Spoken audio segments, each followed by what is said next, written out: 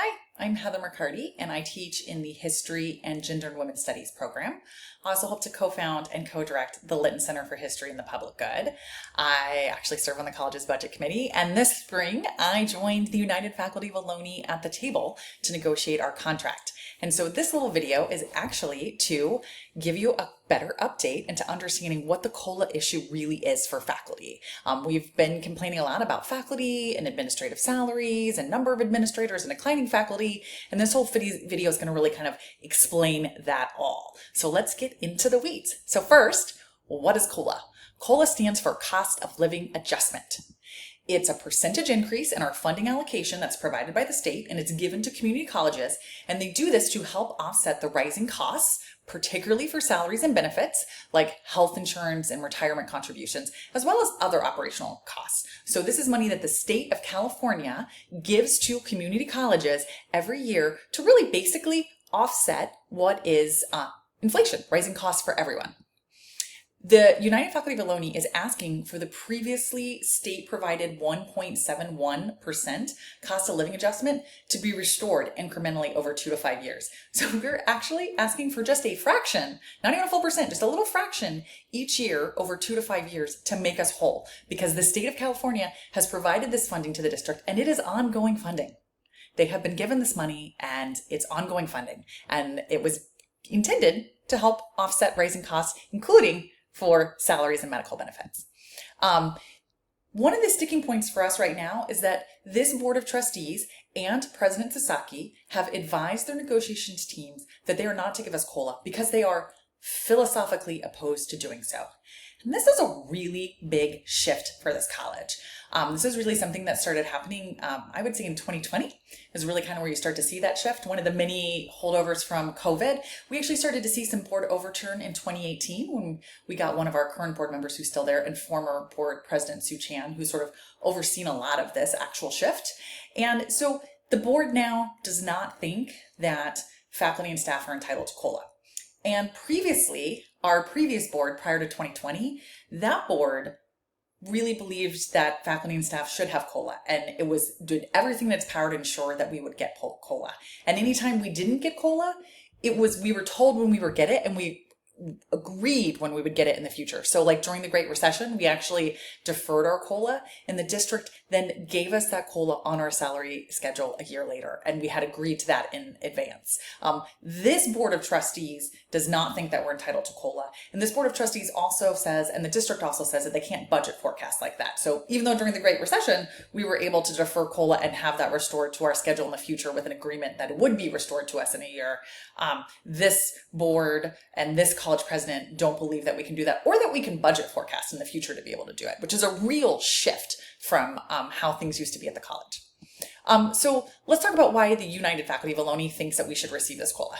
The first one is really easy, is that the state provided it to the college to help offset rising costs of salaries and benefits. So the state gave it to them, and technically it's a negotiated item, but the college has always given it to us in the past, and the only reason the state gave it to them is to help offset rising costs, and those include our salaries and medical benefits. So we would like to see that money be used as it was intended. The second thing is that when we don't receive COLA, we are effectively taking a pay cut because COLA is tied to inflation. When costs go up, but our salaries don't, we can't afford to live here. Our purchasing power of our dollar declines. The other reason why is, quite frankly, our administrators are very well compensated. One of the other shifts that has happened is that since 2020, we've really seen a real shift in our compensation pay. Actually, it was with the retirement of Dr. Browning and the hiring of Dr. Eric Bishop. This board of trustees has decided that the administrators should be compensated very well. Previously, the board had pegged everyone together. So faculty, staff, administrators, we all got paid basically the same Bay 10 level based on total compensation. We did total compensation studies that pegged us with our other peer districts, and we were all paid accordingly. So we were kind of pegged together. So we went up and down together. This board of trustees seems to value the work of administrators more. And that's not just the United Faculty of Ohlone saying that. Let me show you. This is Trends in Higher Education. It's from the Legislative Analyst Office. This came out in 2024, November of 2024. And what they did here is they took a look to see how all of the different schools are paid. They were looking at community colleges, and they were looking at CSUs and UCs as well. And we actually get called out here in this for having the highest administrative pay. Let me center this a little more so you can see.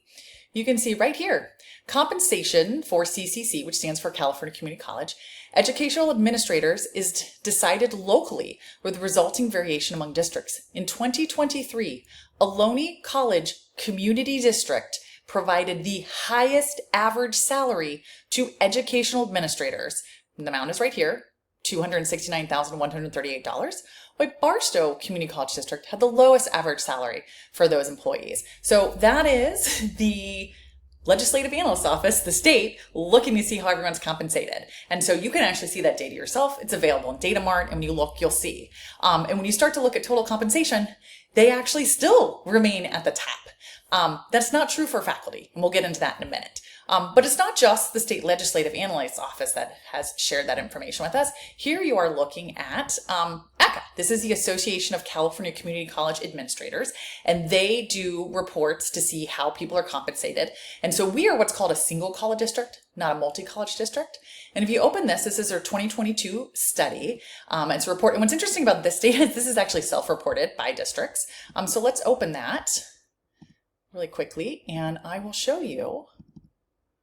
I can get it open. Here we go. You can see here on this spreadsheet, you can go down and you can take a look to see how everyone's compensated. You can see what these salaries are looking like. And then you can come down to the Ohlone College Community College District. And this is us right here. Here is our president category, $386,000 and $386,000.03. But what you'll also notice, so if you did it just based on that, President Sasaki is the second highest paid president of a single college district. But if you come across here in this columns, what you'll see here is that actually there are a bunch of other benefits. And when you start to look to see what these benefits are, you can see what the total value of the benefit package is. And you can see how well President Sasaki is doing in his additional benefits. And you can see he gets an additional $26,176 in benefits. And you can keep coming over here and you can see even more. He gets $6,400 a year for his car. He's got an expense allowance as well. He's just given a stipend of $600,000. He gets $1,200 for a cell phone. You can look at all of those. And so when you look at the total compensation, President Sasaki in the ACA salary study moves from being the second highest paid single college president in the entire state of California for a single college district to the highest paid president of a single college district in California. So our president, when looking at total compensation, is the highest paid president in the entire state of California for single college districts.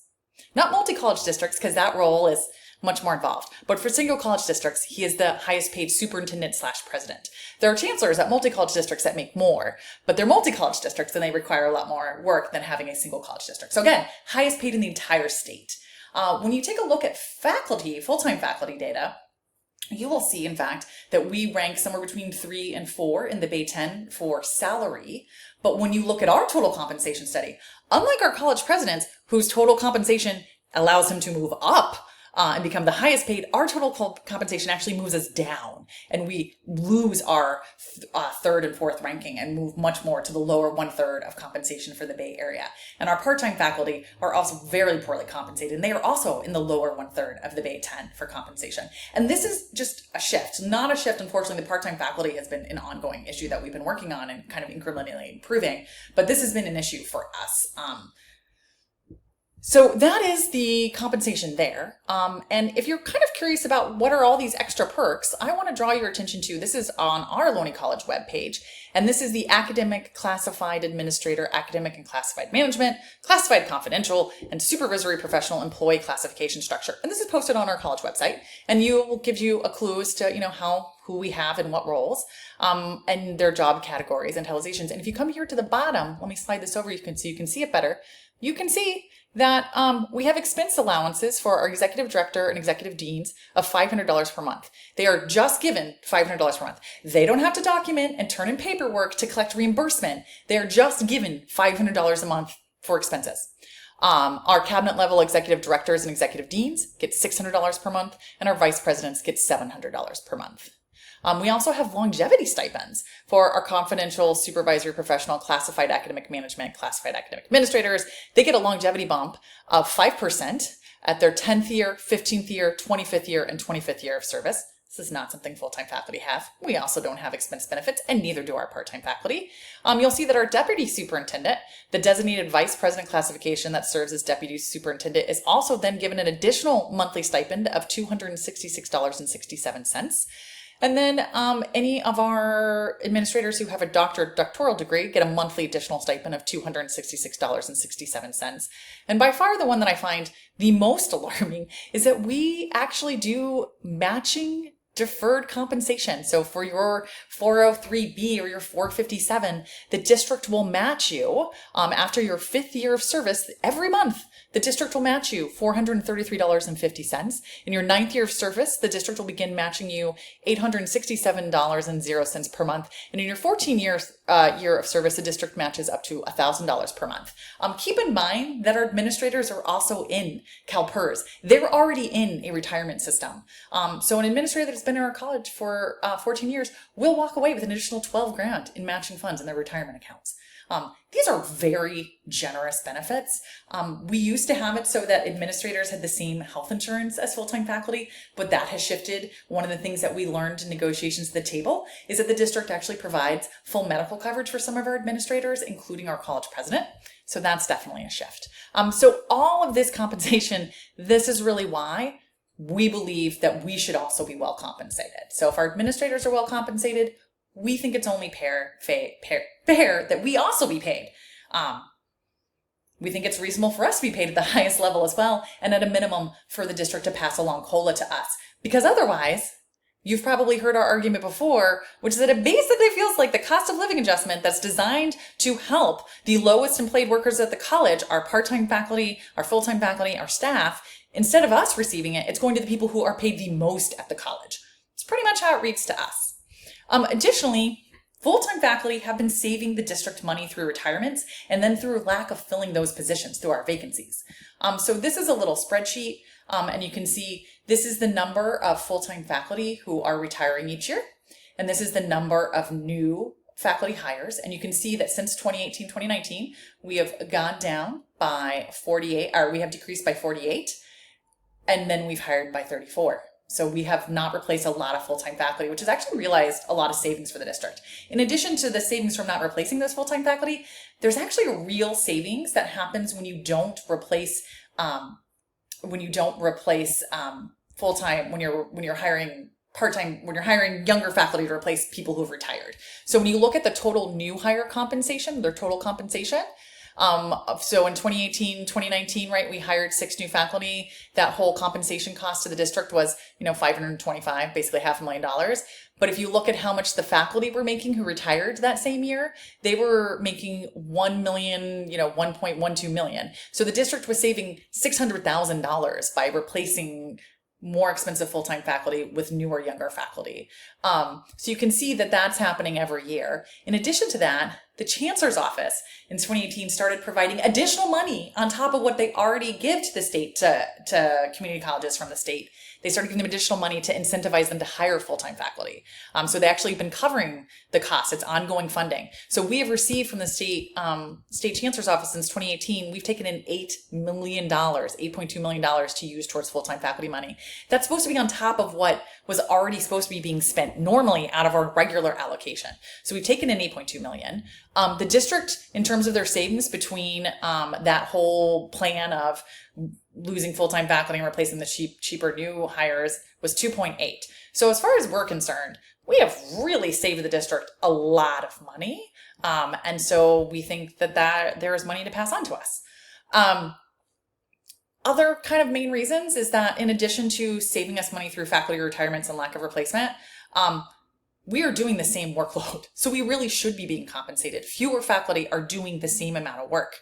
And while we've been doing the same amount of work and full-time faculty have been decreasing, we have increased our administration by 26% since the SCIF has been implemented. So we have increased our administrators and we're paying them a lot more money, and we have decreased our full-time faculty, and the district is realizing savings from that.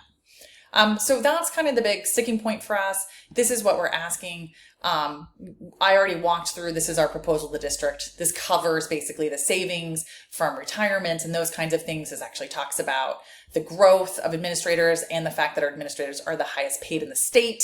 And then this is actually talks a little bit about the hold harmless money that we've received. And we have been making this as our argument. So why are we going? So we're going to impasse over it, basically. And so that's the first issue. And the other two issues, which I did not get into in this video because it's already very long, is an equitable workload piece, which is about compensating our lab faculty. And then the other piece is healthcare benefits. So again, too much, not enough time to get into that. If you're looking to help, we would love for you to join us at our Pizza and Picket on May 14th. It will be Wednesday before the board meeting. We're going to hold an informational picket. It's not a strike, it's an informational picket. We're going to meet at 5:30 on the quad between Building 7 and Building 1. We're going to eat pizza. We're going to make picket signs. We already have some pre-made picket signs as well. And then we're going to picket before the Board of Trustees meeting between 6 and 7 p.m. And then you're welcome to come and make public comment at the board meeting if you like as well. We'd love to see you there. The entire community is invited. Students are invited, faculty are invited, staff are invited, administrators are invited. We're going to invite the Board of Trustees. Everybody's invited to come. It's really here to talk about what the issues are that are leading us to impasse. Thanks if you made it to the end of the video. Thanks for watching this very long, detailed information about COLA. Thanks.